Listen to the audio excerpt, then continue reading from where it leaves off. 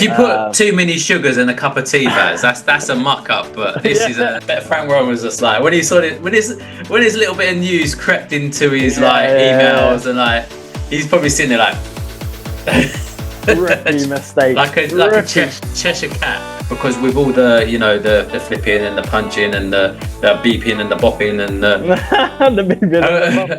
In today's episode, has the Ben Whittaker bubble well and truly burst? And will it be inflated in time for the fight this weekend in Birmingham? Let's get to it, Baz.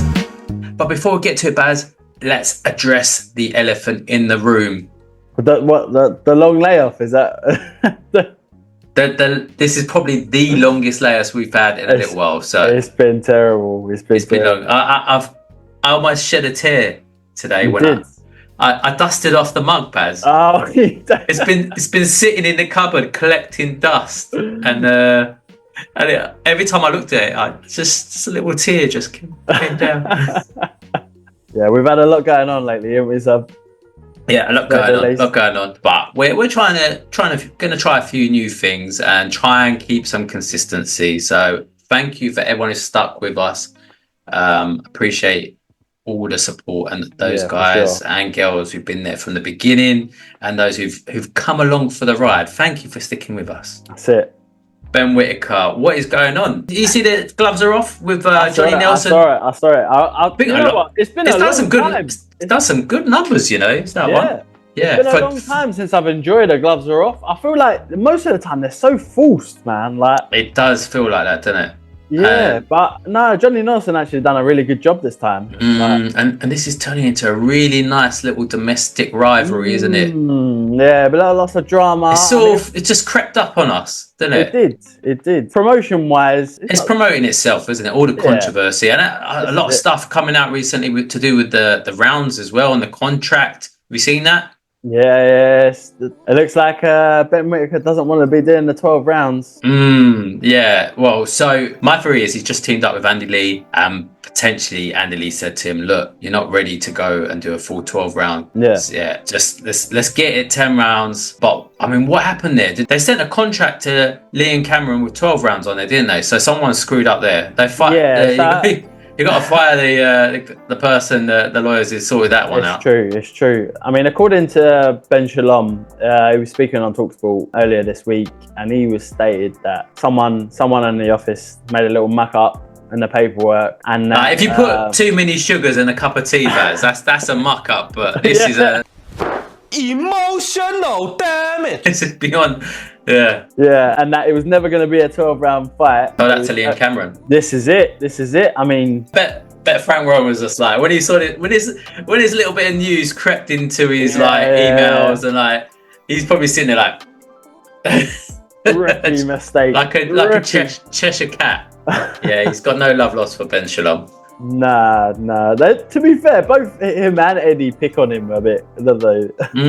Yeah, he had the little shove, didn't you, from Eddie Hearn at the Chris Eubank Jr. press conference interview. Yeah, he gets pushed around a little bit, but a few people are starting to feel sorry for him. But anyway, Baz, look. Let's talk about that gloves are off. I was watching it and there's some big warning signs there. Well, it'd be interesting to know when that was filmed because Ben Whittaker didn't look right there. He didn't. And literally every question that was put to him, he was deflecting, wasn't he? That deflection was on point. This is where you've got him, Johnny, because he ain't got answers. Unfortunately, look, I'm not saying it to be bad. I don't want to cause no friction, but I've got to be honest, he's got no answers. This is what you're leaving the conclusion for people to make.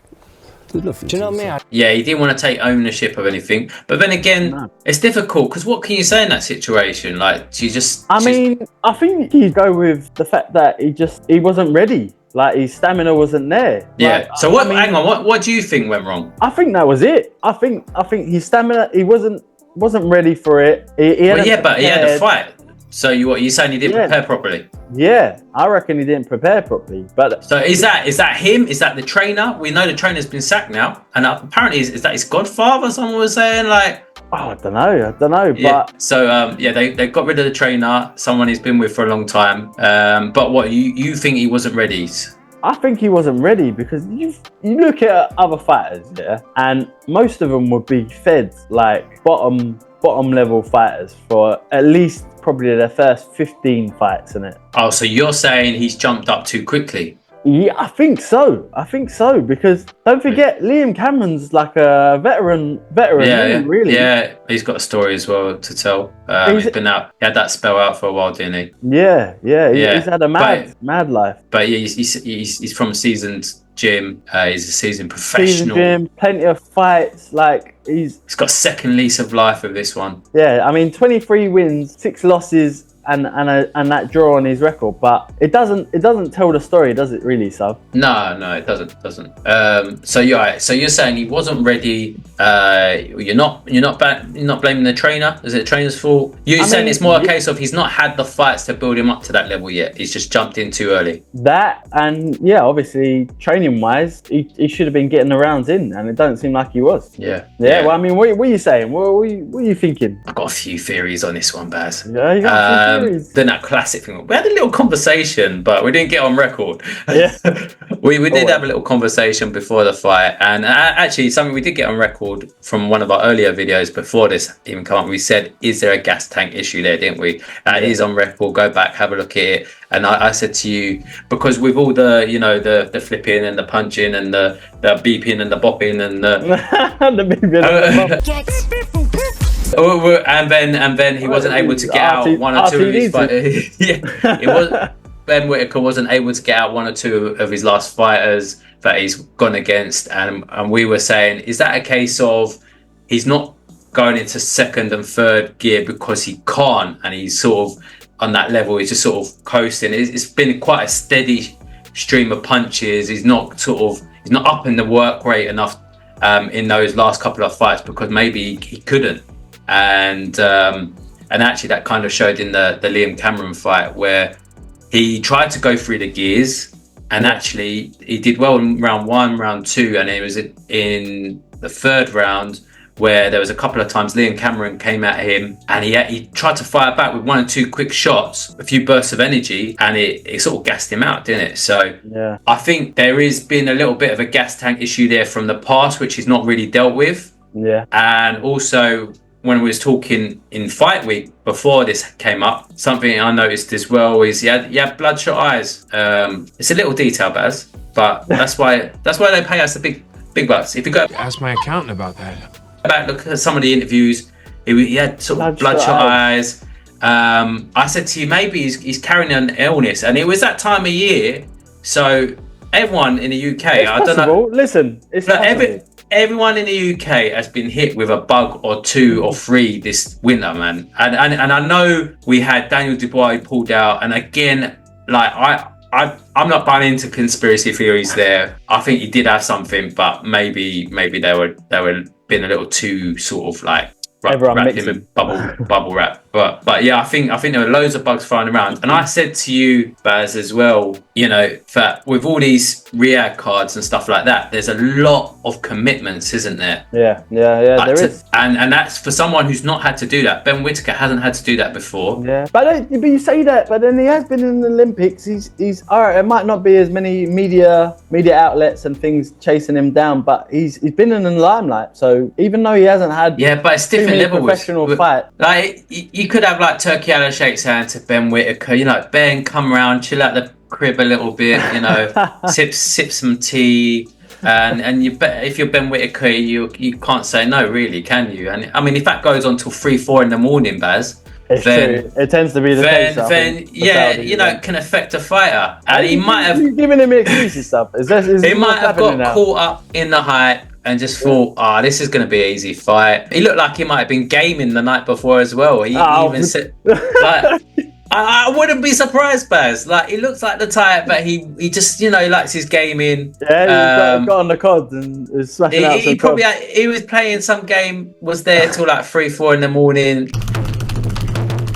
It was fight night round 3, innit? Yeah. All right. Well, I mean, listen. What is going to happen with this fight then? What are you thinking? There's a lot of variables here, Baz, and it's one of those. So he's changed. Why does it sound like you're gonna be giving me one of them sort of sit on the fence? Broad answers, yeah. Yeah. I know. there's a lot to consider. So Ben Whittaker, as I said, he's changed trainers. He's teamed up with Andy Lee. All I'm hearing is fluff.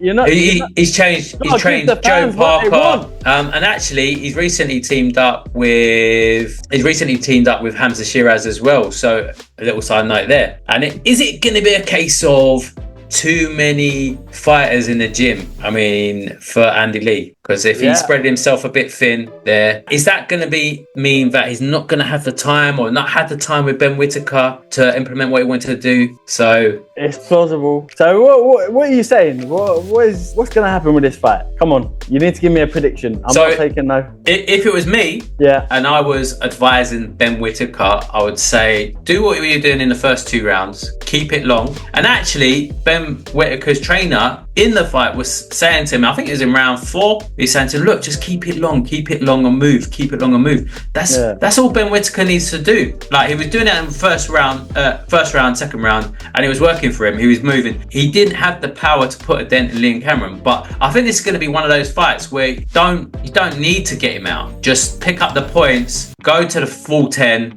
make sure you win the fight. Doesn't matter how. I'll go for a points victory. That's what I would do as a trainer, and if I was advising him. And I would say, just look, something. But I noticed with Liam Cameron in that fight was he did hit Ben Whittaker quite a few times on the back of the head, which then sort of triggered Ben Whittaker to throw in some low blows in there, Baz. So yeah, I hear that. So I'd say be careful of those back of the head shots. Have a word with the referee beforehand. Make sure they stamp that out straight away, and just keep moving. But what about you? I'm still not hearing a conclusion. Like, you're telling me how the fight should be played out, but you haven't told me who's going to win this fight yet. And the other thing, Baz. The other thing that you need to consider is with Liam Cameron, he has been on the press tour. So I think a lot of us have sort of fallen in love with Liam Cameron. We've not known about him. We've heard the story. But he has been doing the press rounds. He's done a lot of...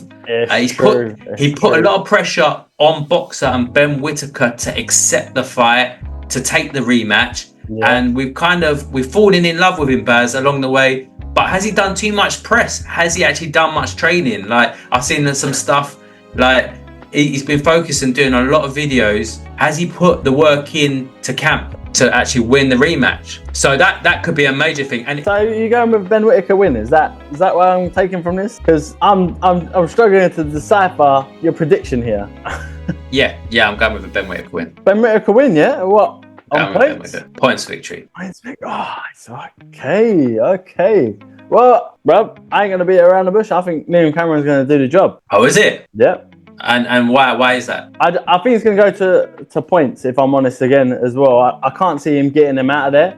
But I just think he's just too big, too strong. Even though Ben Whittaker's taller, I think Liam Cameron's just got the strength on him. He'll bully him in there, and he'll stopping him doing things that Ben Whittaker usually does. Well, I just to confirm as well, I thought Liam Cameron, whilst watching that fight, the first one, looking at it as it was going along, I thought he was going to go on and win that fight. Just how it turned in the middle of the phase of that fight. Definitely. So I think I don't think there's many people that if the suplex didn't happen midway through, then I think he would have gone on to win the fight. And it's smart from Ben Whittaker, because I think he put a lot of effort to going on over the ropes. So, but yeah, so I mean, either way, Baz, you got Liam Cameron win. So is that going to well and truly damage the legacy of Ben Whittaker then if he gets a loss on? I don't think he'll damage it. I think it'll be a great learning experience for him if he does. In terms of how's he going to recover from that? Because he's kind of lost a lot of fans through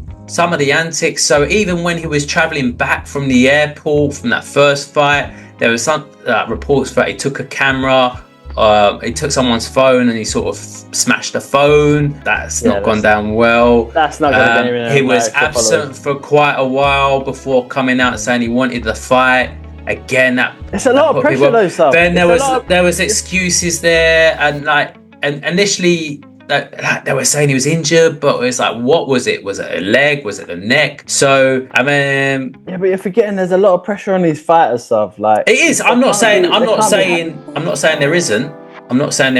But maybe he's lost a few fans along the way, and if he takes a loss against Liam Cameron, then it might be too much. But I'm still in the Ben Whittaker fan camp. So he's still I young. like Liam Cameron and Ben Whittaker. He's still young at the end of the day.